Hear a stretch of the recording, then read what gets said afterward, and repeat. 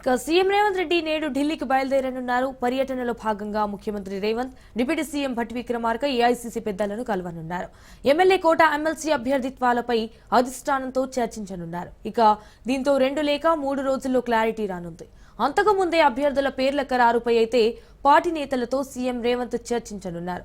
అదే నివేదిక ఏఐసీసీ పెద్దలకు సీఎం రేవంత్ అందించనున్నారు. అలాగే 2 రోజులు ఢిల్లీలోనే బస చేయనున్న సీఎం రేవంత్ ఓ ఛానల్ కాన్క్లేవ్ లో పాల్గొనున్నారు.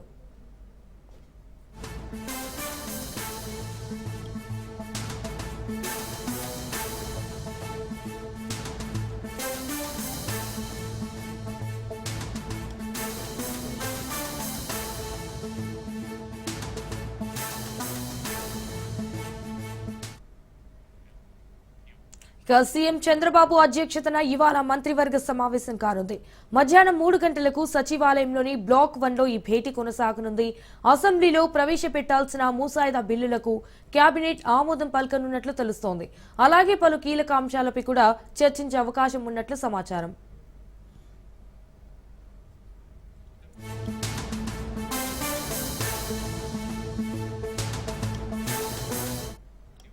సీఎం చంద్రబాబు అధ్యక్షతన ఇవాళ మంత్రివర్గ సమావేశం కానుంది. మధ్యాహ్నం 3 గంటలకు సచివాలయంలోని బ్లాక్ 1లో ఈ భేటీ కొనసాగనుంది. అయితే అసెంబ్లీలో ప్రవేశపెట్టాల్సిన ముసాయిదా బిల్లులకు కేబినెట్ ఆమోదం పలకనున్నట్లు తెలుస్తోంది. అలాగే పలు కీలక అంశాలపై కూడా చర్చించే అవకాశం ఉన్నట్లు సమాచారం అందుతోంది.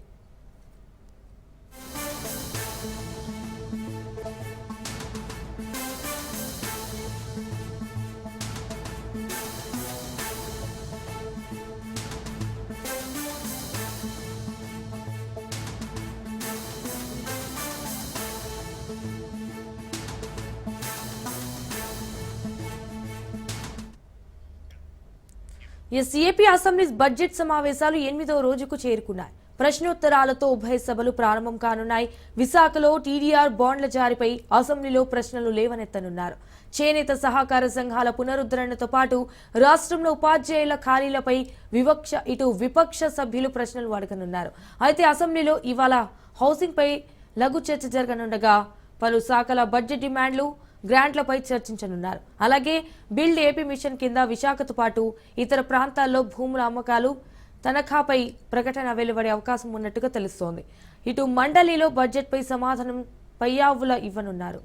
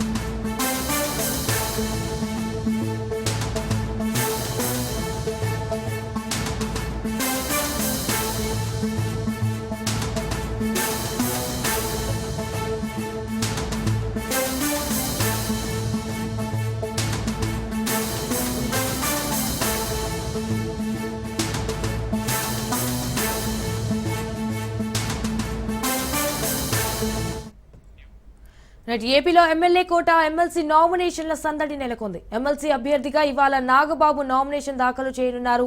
ఇప్పటికే నామినేషన్ పత్రాలను జనసేన సిద్ధం చేసింది. అయితే నాగబాబు అభ్యర్థిత్వాన్ని ప్రతిపాదిస్తూ 10 మంది సంతకాలు కూడా చేశారు. ఈ నెల 20న ఎన్నికలు, అదే రోజున ఫలితాలు వెల్లడి కానున్నాయి.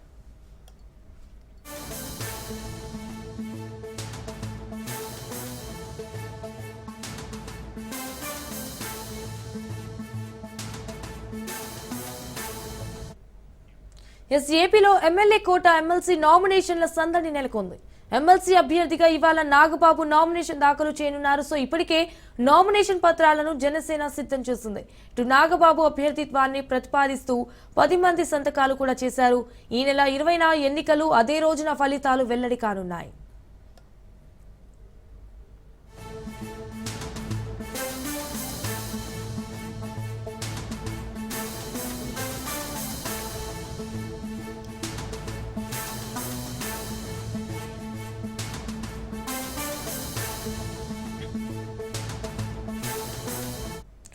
ఏపీలో ఎమ్మెల్యే కోట ఎమ్మెల్సీ నామినేషన్ల సందడి నెలకొంది. అయితే ఎమ్మెల్సీ అభ్యర్థిగా ఇవాళ నాగబాబు నామినేషన్ దాఖలు చేయనున్నారు. ఇప్పటికే నామినేషన్ పత్రాలను కూడా జనసేన సిద్ధం చేసింది. ఇటు నాగబాబు అభ్యర్థిత్వాన్ని ప్రతిపాదిస్తూ 10 మంది సంతకాలు కూడా చేశారు. అలాగే ఈ నెల 20న కూడా ఎన్నికలు, అదే రోజున ఫలితాలు వెల్లడి కానున్నాయి. రైట్, ఇదే విషయానికి సంబంధించి మరిన్ని డీటెయిల్స్ మా ప్రతినిధి క్రాంతి ఫోన్ ద్వారా అందిస్తారు. క్రాంతి, ఎమ్మెల్సీ అభ్యర్థిగా అయితే ఇవాళ నాగబాబు నామినేషన్ దాఖలు చేయనున్నారు అన్నట్టు తెలుస్తోంది. సో దీనికి సంబంధించిన అప్డేట్స్ ఏంటి? ఈ రోజు ఎమ్మెల్సీ అభ్యర్థిగా కొనిదెల నాగబాబు నామినేషన్ దాఖలు చేయనున్నారు. అయితే ఇప్పటికే ఎమ్మెల్యే కోటాకి సంబంధించిన ఎమ్మెల్సీకి సంబంధించి జనసేనకి ఒకటి కేటాయించారు. దానిలో భాగంగానే జనసేన అధ్యక్షుడు పవన్ కళ్యాణ్ నాగబాబు పేరుని అధికారికంగా ఖరారు చేయడంతో నిన్న నామినేషన్ కి సంబంధించిన పత్రాలు రెడీ చేయడం జరిగింది. ఈ రోజు నామినేషన్ దాఖలు చేస్తారు. ఇక శాసనసభ్యుల కోటలో నిర్వహించే ఎమ్మెల్సీ ఎన్నికలకు సంబంధించి కూటమిలో భాగంగా జనసేన అభ్యర్థిగా నాగబాబు ఈ రోజు నామినేషన్లు అయితే వేయనున్నారు. జనసేన అధ్యక్షుడు పవన్ కళ్యాణ్ సంబంధించి ఆదేశాల అనుగుణంగానే ఇప్పటికే నామినేషన్ పత్రాలు కార్యాలయంలో సిద్ధమయ్యాయి. నాగబాబు అభ్యర్థిత్వాన్ని ప్రతిపాదిస్తూ 10 మంది శాసనసభ్యులు ఆ నామినేషన్ పత్రాల సంతకాలు అయితే చేయడం జరిగింది. దానిలో రాష్ట్ర పౌర సరఫరాల శాఖ మంత్రి నాదెళ్ల మనోహర్ తో పాటు ఎమ్మెల్యేలు మండల బుద్ధప్రసాద్, లోకం నాగం మాధవి, ఆరణ శ్రీనివాసులు, పంచగల రమేష్ బాబు, సుందరపు విజయ్ కుమార్, పచ్చమట్ల ధర్మరాజు, అరవ శ్రీధర్, బత్తుల బలరామకృష్ణ, పంతం నానాజీ అందరూ కూడా నాగబాబు అభ్యర్థిత్వాన్ని బలపరుస్తూ సంతకాలు చేసిన పరిస్థితి. ఇక కూటమికి సంబంధించిన మిగతా 4 అభ్యర్థులకు సంబంధించి ఒకటి బీజేపీకి ఇస్తారా, లేదు 4 కూడా టీడీపీ తీసుకుంటుంది అనేది కూడా కొంత స్పష్టత రావాల్సిన అయితే ఉంది. బీజేపీకి కనుక ఇస్తే మాజీ ఎమ్మెల్సీ మాధవ్ కి వచ్చే అవకాశం అయితే కనిపిస్తుంది. టీడీపీతో కొంత సఖ్యత మెయింటైన్ చేసే దానిలో మాధవ్ ముందు నుంచి టీడీపీతో కొంత సఖ్యత మెయింటైన్ చేస్తూ ఉన్న నేపథ్యంలో మాధవ్ కి ఎమ్మెల్సీ అవకాశం వచ్చే అవకాశం కనపడుతుంది బీజేపీ తరఫు నుంచి. ఒకవేళ బీజేపీకి ఇవ్వకపోతే టీడీపీలోనే 4 ఎమ్మెల్సీలు ఖరారయ్యే అవకాశం కనబడుతుంది. ఇప్పటికే టీడీపీ నుంచి పెద్ద ఎత్తున ఆశావాహులు గతంలో 2024లో ఏదైతే టీడీపీ టికెట్ కోల్పోయారో వాళ్ళందరూ కూడా పెద్ద ఎత్తున ఎమ్మెల్సీ కోసం ఆశావాహులు పెద్ద లాబింగ్ అయితే నడుస్తున్న పరిస్థితి అయితే ఉంది. ఇప్పటికే అటు పిఠాపురం నుంచి మాజీ ఎమ్మెల్యే వర్మ కావచ్చు, దేవినేని ఉమా, అదేవిధంగా ఇతర జిల్లాల్లో కూడా ముఖ్యమైన నేతలందరూ కూడా ఇప్పటికే అసెంబ్లీ సెషన్స్ లో అటు చంద్రబాబును కావచ్చు, లోకేష్ ను కూడా కలుస్తున్న పరిస్థితి అయితే ఉంది. ఈ నేపథ్యంలోనే కూటమికి సంబంధించి జనసేన తరఫున కేటాయించిన ఎమ్మెల్సీ అభ్యర్థి ఖరారైన నేపథ్యంలో ఇక టీడీపీకి బీజేపీకి సంబంధించి ఖరారయ్యాల్సిన అవకాశం అయితే ఉంది. Sanjana. Right Kranti, thank you for the updates.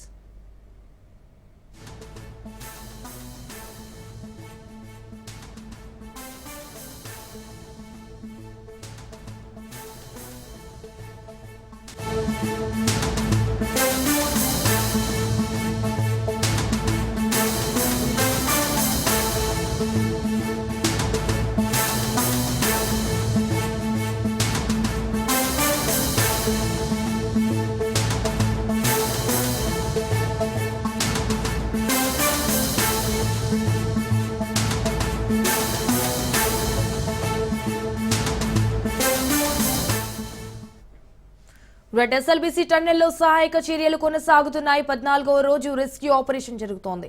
అయితే ప్రస్తుతం రంగంలోకి కేరళ పోలీసులు జాగిలాలు దిగాయి. మరోవైపు మినీ పోక్లైన్ తో తవ్వకాలు చేపట్టారు అధికారులు.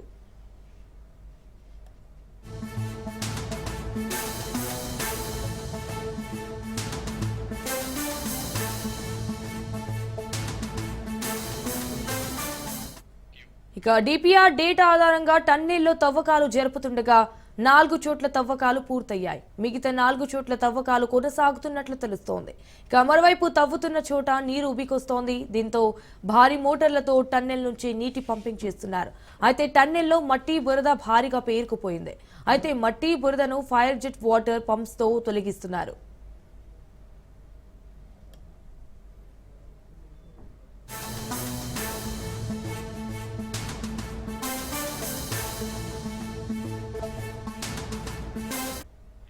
సో ఎస్ఎల్బీసీ టన్నెల్లో రెస్క్యూ ఆపరేషన్ త్వరలో కొలిక్కి వచ్చే అవకాశం కనిపిస్తోంది. ఇటు కన్వేయర్ బెల్ట్ పునరుద్ధరణతో వేగంగా బయటకు బురద శిథిలాలు తొలగిస్తున్నారు. ఇటు టీబీఎం మిషన్ కటింగ్ తుది దశకు చేరుకోగా ప్రోక్లైన్ మిషన్ ద్వారా బురద క్లీనింగ్ చేస్తున్నారు. జీపీఆర్ మిషన్ గుర్తించిన 4 ప్రాంతాలలో తవ్వకాలు పూర్తి చేశారు. మరో 4 ప్రాంతాలలో తవ్వకాలు కొనసాగుతున్నాయి. లోకో ట్రైన్ చివరి ప్రమాద స్థలి వరకు వెళ్లేందుకు రెస్క్యూ టీం రూట్ క్లియర్ చేస్తోంది.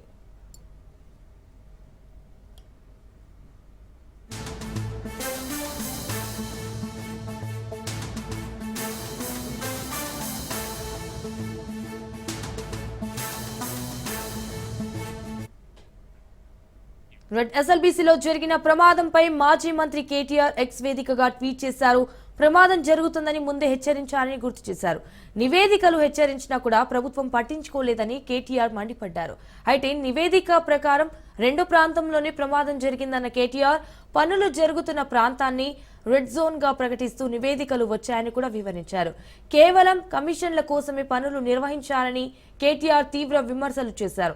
ఇక ఎస్ఎల్బీసీ టన్నెల్ ప్రమాదంపై సిట్టింగ్ జడ్జితో విచారణ జరపాలంటూ కేటీఆర్ డిమాండ్ చేశారు.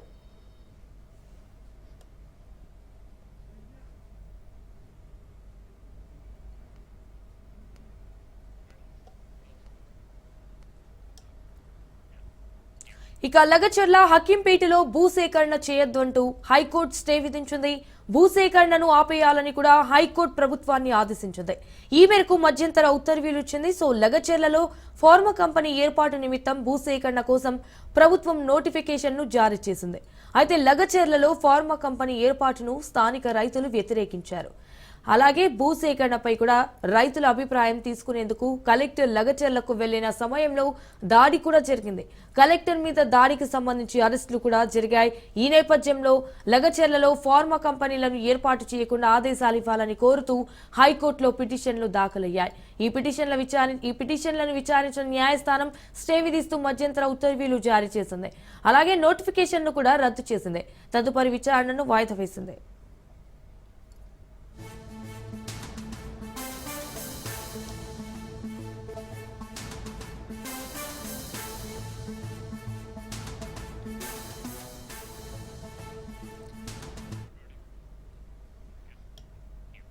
భద్రాద్రి జిల్లా జూలూరుపాడులో సీతారామ లిఫ్ట్ ఇరిగేషన్ ప్రాజెక్టులోని రాజీవ్ లింక్ కెనాల్ను మంత్రి తుమ్మల నాగేశ్వరరావు ప్రారంభించారు. కాంగ్రెస్ ప్రభుత్వంలో సీఎం రేవంత్ రెడ్డి రైతు సంక్షేమమే ధ్యేయంగా పనిచేస్తున్నారని తుమ్మల అన్నారు. అయితే సీతారామ ప్రాజెక్టు లిఫ్ట్ ఇరిగేషన్ ద్వారా గోదావరి జలాలతో లక్షలాది ఎకరాలు సాగులోకి వచ్చేందుకు కృషి చేశామన్నారు. గత 4 దశాబ్దాల కాలంగా జిల్లా అభివృద్ధి ధ్యేయంగా పనిచేస్తున్నారని తుమ్మల నాగేశ్వరరావు తెలిపారు. మొదలు పెట్టేటప్పుడే ఆలస్యం అవుతుంది కాబట్టి దీన్ని ఏ రకంగా ఉపయోగించుకోవచ్చు. ఆ ప్రభుత్వంలో మొదలుపెట్టిన ప్రధాన కాలువ నిరుపయోగంగా ఉంది. 3 పంప్ హౌసులు పూర్తయి సుమారు సీతమ్మ సాగర్ తోడు సహా 11,000 కోట్లు ఖర్చు పెట్టిన తర్వాత కూడా 1 ఎకరానికి నీళ్లు ఇచ్చే అవకాశం లేదు. కాబట్టి ఈనాడు రేవంత్ రెడ్డి గారి ప్రభుత్వంలో ఆయన మొదటిసారిగా భద్రాద్రి రాముడి చెంతకు వచ్చినప్పుడు అధికారులందరి సమక్షంలో అప్పటికి లింక్ కెనాల్ అనేది ఈ ప్రాజెక్ట్ యొక్క అలైన్మెంట్ లో గానీ ప్రాజెక్ట్ రిపోర్ట్ లో గానీ లేదు. ఇది జూలూరుపాడు నుంచి టన్నెల్ తీసుకొని అవతలకి వెళ్ళాలి. అంతకుముందు టన్నెల్ కాకుండా కెనాల్కినే ప్రాజెక్ట్ శాంక్షన్ చేశారు. కానీ అది ఎక్కువ డీప్ కట్ అవటం మూలాన ఇంజనీరింగ్ నిపుణులు ఇది డీప్ కట్ ద్వారా ఇక్కడ నీళ్లు వెళ్ళవు, అది కూలిపోయే పరిస్థితి ఉంటుంది. జూలూరుపాడు కొండల నుంచి మీరు టన్నెల్ తీసుకుంటే తప్ప అవతలకి నీళ్లు వెళ్ళవని చెప్పి ప్రాజెక్ట్. పోలవరం ప్రాజెక్టు నిర్మాణంపై మంత్రి నిమ్మల రామనాయుడు కీలక వ్యాఖ్యలు చేశారు. పోలవరం ఆలస్యం వల్ల కోట్ల నష్టం జరిగిందన్నారు. అయితే తాము చెప్పిన సమయానికి పోలవరం పూర్తి చేస్తామని చెప్పారు మంత్రి నిమ్మల రామనాయుడు. వాళ్ళకి ముందున్నటువంటి శాండ్ ఏదైతే ఉందో దాన్ని కూడా 50 అడుగులు 60 అడుగులు ఆ శాండ్ని కూడా ఎత్తి పడేసి పెద్ద పెద్ద అగాధాలు పెట్టి ఆ యొక్క డయాఫ్రామ్ వాళ్ళకి ఏదైతే ఉందో అక్కడ విధ్వంసం ఏదైతే మరి ఎక్కడెక్కడ కూడా ధ్వంసం జరిగినటువంటి పరిస్థితిని గమనించినటువంటి పరిస్థితి అధ్యక్ష. అంటే ఈ రకంగా 18 నెలలు కష్టపడి 443 కోట్లతో నిర్మాణం చేసినటువంటి డయాఫ్రామ్ వాళ్ళు మరి ఆ రకంగా ఆ 20% అప్పర్ కాపర్ డ్యామ్ పూర్తి చేయకపోవడంతో మరి ఆ రకంగా దెబ్బతిన్నటువంటి పరిస్థితి అధ్యక్ష. దీనికి ప్రధానంగా ఎందుకంటే ఈరోజు 443 కోట్లతో నిర్మాణం చేసిన డయాఫ్రమ్ వాల్ని మళ్ళీ ఈరోజు కొత్త డయాఫ్రమ్ వాల్ని మళ్ళీ మనం నిర్మాణం చేసుకుంటున్నాం అధ్యక్ష. ఎందుకంటే ఆ డయాఫ్రమ్ వాల్ ఏదైతే ఉందో మరి దెబ్బతిన్నటువంటి పరిస్థితుల్లో దాన్ని రిపేర్లకి మరి ఆ రోజు ఎస్టిమేషన్ వేస్తే రిపేర్లకు కూడా దగ్గర 490 కోట్ల రూపాయలు రిపేర్స్ అవుతాయని చెప్పారు. అయితే ఎవరైతే ఇప్పుడు ఇంటర్నేషనల్ ఎక్స్పర్ట్స్ ని కూడా మనం తీసుకున్నాం, ఏదైతే సిడబ్ల్యూసి మరి ఏజెన్సీ ద్వారా, దాని ద్వారా ఏదైతే ఇంటర్నేషనల్ ఎక్స్పర్ట్స్ కానీ సిడబ్ల్యూసి కానీ ఏదైతే 490 కోట్లు పెట్టి రిపేర్స్ చేసుకునే కంటే కొత్త డయాఫ్రమ్ వాల్ నిర్మాణం చేసుకుంటేనే సేఫ్టీ ఉంటుంది. ఎందుకంటే ఏదైతే క్లిష్టతరమైనటువంటి ప్రాజెక్టు కింద కూడా గోదావరి జిల్లాలు ఉన్నాయి. ఈ పోలవరం ప్రాజెక్టుకి ఏమాత్రం ప్రమాదం ఏర్పడినా మరి గోదావరి జిల్లాలకు కూడా భద్రతలో కూడా ఇబ్బంది ఉంటుందనే ఉద్దేశంతో ఏదైతే ఇంటర్నేషనల్ ఎక్స్పర్ట్స్ ప్రకారం కొత్త డయాఫ్రమ్ వాల్కే మరి ఆ రోజు శ్రీకారం చుట్టి మరి ఆ కొత్త డయాఫ్రమ్ వాల్ని నిర్మాణాన్ని మనం ప్రారంభించుకుంటున్నాం అధ్యక్ష. అంటే ఇక్కడ నేను చెప్పేది ఏంటంటే ఆ రోజు కనుక ప్రభుత్వం 2019 మే నెలలో అధికారంలోకి వచ్చినటువంటి ప్రభుత్వం అక్కడ ఉన్నటువంటి ఏజెన్సీని కంటిన్యూ చేస్తుంటాయి.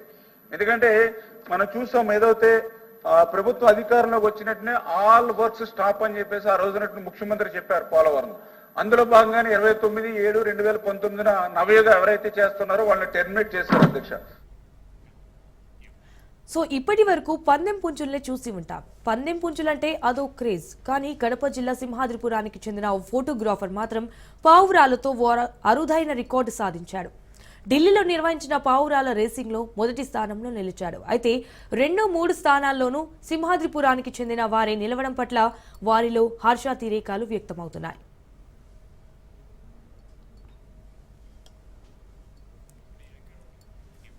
కడప జిల్లా పులివెందుల నియోజకవర్గం సింహాద్రిపురం మండలానికి చెందిన వంశీధర్ రెడ్డి ఓ ఫోటోగ్రాఫర్. ఈయనకు పావురాలపై మక్కువ ఎక్కువ.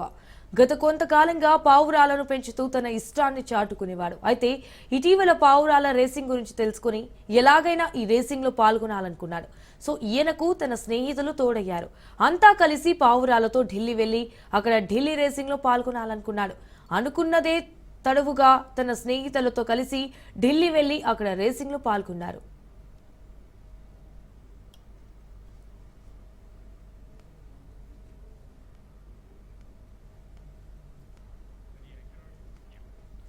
గడిచిన 10 రోజుల కిందట ఢిల్లీలో తన స్నేహితులతో కలిసి వంశీధర్ రెడ్డి పావురం దాదాపు గాలిలో 1500 కిలోమీటర్ల దూరం ప్రయాణించి రికార్డు సృష్టించింది. తర్వాత 2వ, 3వ స్థానాల్లోనూ తన స్నేహితులే నిలిచారు. అందరూ కడప జిల్లా సింహాద్రిపురానికి చెందిన వారు కావడంతో ఆనందం వ్యక్తం చేస్తున్నారు. హోమింగ్ పిజన్ పావురాలు సాగడంలో మాకు చాలా ఇంట్రెస్ట్ ఉండడం వల్ల ఒక హోమింగ్ పిజన్ సొసైటీ తరపున మేము ఒక రేస్ కండక్ట్ చేసాం. దీనికి సంబంధించి ఇది ఢిల్లీ రేస్ అంటారు. దీన్ని ఢిల్లీ రేస్లో అంటే హెయిర్ లైన్లో అంటే గాలిలో వచ్చేసి 1500 కిలోమీటర్లు వస్తుంది. అదే బై రోడ్ 2200 చిల్లర కిలోమీటర్ రోడ్డు బై రోడ్ వస్తుంది. ఈ రేస్కు సంబంధించిన రేస్లో సింహాద్రిపురం సంబంధించి SHPS హోమింగ్ పిజన్ సొసైటీ ఆధ్వర్యంలో నిర్వహించిన రేస్ కంటెంట్లో SHPS ప్రెసిడెంట్ అయిన వంశీధర్ రెడ్డి అనేటువంటి నేను నా బర్డ్ ఫస్ట్ ప్లేస్మెంట్ వచ్చింది. ఇది ఇప్పటికైతే మన ఆంధ్రప్రదేశ్ సంబంధించిన ఫస్ట్ బర్డ్. ఇంకా నాకు వచ్చేదానికి సంబంధించిన బట్టి నేను ఇండియా వైడ్ ఎక్కడున్నానో ఎన్నో ప్లేస్లో ఉన్నదో తెలుస్తుంది. కాకపోతే ఇప్పటికైతే నేను ఫస్ట్ బర్డ్. అలాగే ఇంకోటి వచ్చేసి మా friend Shivaprasad Reddy second bird రావడం వల్ల అది కూడా మాకు ఆనందకరమే. అలాగే 3rd, 4th బర్డ్ కూడా మావే కావడం చాలా ఆనందకరంగా ఉంది. అందులో పులివెందుల కాన్స్టిట్యున్సీ సంబంధించి పులివెందుల నియోజకవర్గంలో సింహాద్రిపురం కాన్స్టిట్యున్సీలో సింహాద్రిపురం టౌన్ లో మేము సంబంధించిన రేస్ లో SHPS లోనే 4 బర్డ్స్ ట్రాప్ కావడం ఒక గర్వకారణం. అలాగే APHPW సంబంధించిన పూర్తిగా అన్నిటికి సంబంధించి అన్ని రికార్డ్స్ మేము సాధించుకున్నాం కాబట్టి మేము చాలా ఆనందంగా ఉంది.